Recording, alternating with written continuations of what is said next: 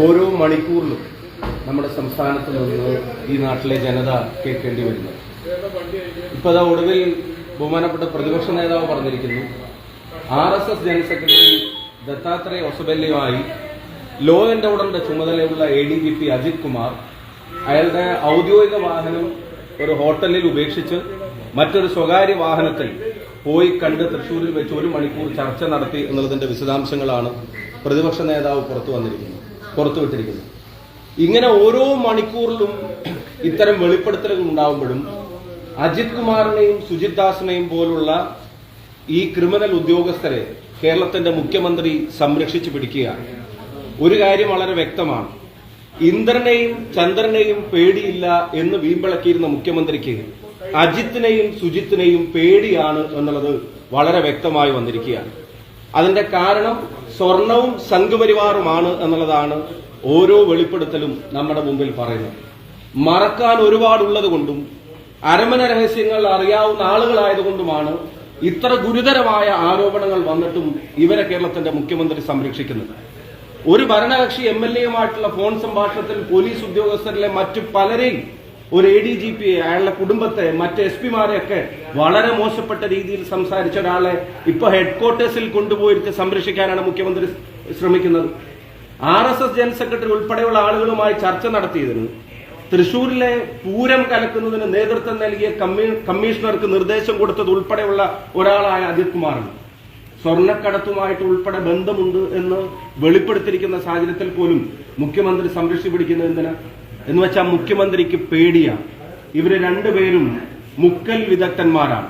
മുഖ്യമന്ത്രിയുമായി ഇടപെട്ടിട്ടുള്ള പല കേസുകളിലും അവരുടെ പങ്കിനെ അവർക്ക് വേണ്ടി മുക്കിക്കൊടുക്കുന്ന പരിപാടിയാണ് ഈ ഉദ്യോഗസ്ഥരൊക്കെ നടത്തിയതുകൊണ്ടല്ലേ. അല്ലെങ്കിൽ ഇത്ര മോശപ്പെട്ട രീതിയിൽ പോലീസിനെ സംബന്ധിച്ച് ഒക്കെ വെളിപ്പെടുത്തൽ ഒരു ഫോണിൽ വിളിച്ചു പറഞ്ഞതിന്റെ എല്ലാ എവിഡൻസും പുറത്തു വന്നിട്ട് എന്താ ഇദ്ദേഹം നടപടിയെടുക്കാൻ പേടിക്കുന്നത് മറക്കാൻ ഒരുപാടുള്ളത് കൊണ്ടാണ്. അരമന രഹസ്യങ്ങൾ പുറത്തു പറയുമ്പോൾ നല്ല ഭീഷണിയിലായിരിക്കും ഇവരെ സംരക്ഷിക്കുന്ന ഒരു കാര്യത്തിൽ ഒരു സംശയവും വേണ്ട.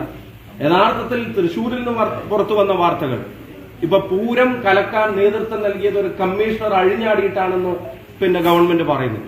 ആ കമ്മീഷണറുടെ മേലെയുള്ള ലോ ആൻഡ് ഓർഡർ ADGP എന്തുകൊണ്ട്, ആഭ്യന്തര വകുപ്പ് മന്ത്രി, DGP ആരും എന്തുകൊണ്ട് അയാളെ ആ സമയങ്ങളിൽ നിലക്ക് നിർത്താൻ തയ്യാറായില്ല എന്ന് വെച്ചാൽ BJPക്ക് വേണ്ടി കുളം കലക്കി കൊടുക്കുന്ന പരിപാടി കേരളത്തിന്റെ മുഖ്യമന്ത്രി കൂടി അറിഞ്ഞ് പോലീസ് നടപ്പിലാക്കി കൊടുത്തതാണ്. BJP കേരളത്തിൽ നിന്ന് പാർലമെന്റിലേക്ക് അക്കൗണ്ട് തുറന്നതിന്റെ ക്രെഡിറ്റ് സുരേഷ് ഗോപിക്കുള്ളതല്ല, അതിന്റെ ക്രെഡിറ്റ് പിണറായി വിജയനുള്ളതാണ്. ആ നന്ദി BJP അറിയിക്കേണ്ടത് പിണറായി വിജയനാണെന്നുള്ള കാര്യത്തിൽ ഒരു സംശയവും വേണ്ട. ആ തരത്തിലാണ് കാര്യങ്ങൾ മുന്നോട്ട് പോകുന്നത്. ഇപ്പൊ ഈ വെളിപ്പെടുത്തൽ ഇത്രയെങ്കിലും പുറത്തു വന്നത് നന്നായി. ഇതില്ലെങ്കിൽ പാർലമെന്റിലേക്ക് അക്കൗണ്ട് തുറന്നതുപോലെ ഇനി സംസ്ഥാനത്ത് നടക്കുന്ന ഉപതെരഞ്ഞെടുപ്പിൽ പാലക്കാട് ഉൾപ്പെടെയുള്ള സ്ഥലങ്ങളിൽ അവിടെയും അക്കൗണ്ട് തുറക്കാൻ എന്തെങ്കിലും സഹായത്തിനുള്ള ഡീൽ ഇവർ തമ്മിൽ ഉണ്ടായിട്ടുണ്ടോ എന്നുള്ള സംശയമാണ് ഇപ്പൊ ബാക്കിയാവുന്നത്. ഈ കാര്യങ്ങൾ ഇപ്പൊ പുറത്തു വന്നതുകൊണ്ട് സാധാരണ CPM പ്രവർത്തകർ പോലും ഇവരെ ഇനി വിശ്വസിക്കില്ല.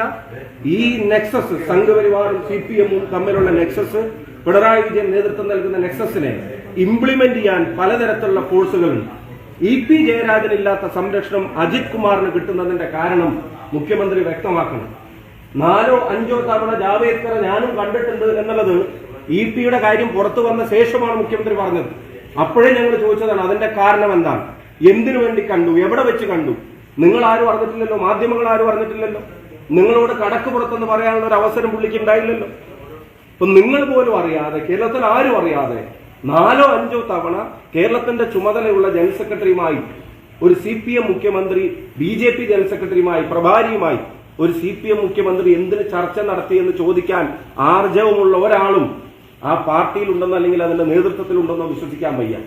ഞങ്ങൾ ഇന്നലെയും പറഞ്ഞു, CPM-നെ തിരുത്തണമെന്ന് ആഗ്രഹിക്കുന്നവർ അവരിഞ്ഞ് നേതാക്കന്മാർ ഇടപെട്ടുള്ള തിരുത്തൽ ഇങ്ങനെയൊക്കെയാണെന്ന് തിരിച്ചറിഞ്ഞിട്ട് ഇനി അതിന്റെ സാധാരണ പ്രവർത്തകർ ഇവരെ തിരുത്താൻ തയ്യാറാവണം. സംഘപരിവാറുമായിട്ടുള്ള ബന്ധം, സ്വർണ്ണക്കടത്തുകാരുമായിട്ടുള്ള ബന്ധം, അത് രണ്ടും മറച്ചു വെക്കുന്നതിന് വേണ്ടിയാണ് ഈ ക്രിമിനൽ സ്വഭാവമുള്ള ആളുകളെ ഇവിടെ ഇങ്ങനെ സംരക്ഷിച്ചു പിടിക്കുന്നത്. യഥാർത്ഥത്തിൽ പോലീസിലെ കൊടിസുനിമാരാണ് ഈ അജിത് കുമാറിനെ പോലുള്ള അല്ലെങ്കിൽ സുജിത് ദാസിനെ പോലുള്ള ആളുകൾ എന്നാണ് ഈ വെളിപ്പെടുത്തൽ പുറത്തു വരുന്നത്.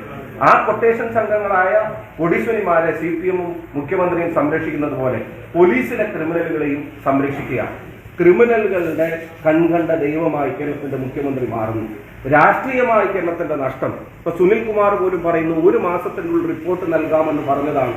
ഇതുവരെ റിപ്പോർട്ട് നൽകിയിട്ടില്ല എന്ന് ഒരു മുൻ മന്ത്രി, CPI-യുടെ ഘടകകക്ഷിയുടെ പ്രധാനപ്പെട്ട നേതാവ്, തൃശ്ശൂരിൽ ഇപ്പോഴത്തെ പാർലമെന്റിലെ സ്ഥാനാർത്ഥി, അയാൾ പോലും പുറത്തു പറയുകയാണ്.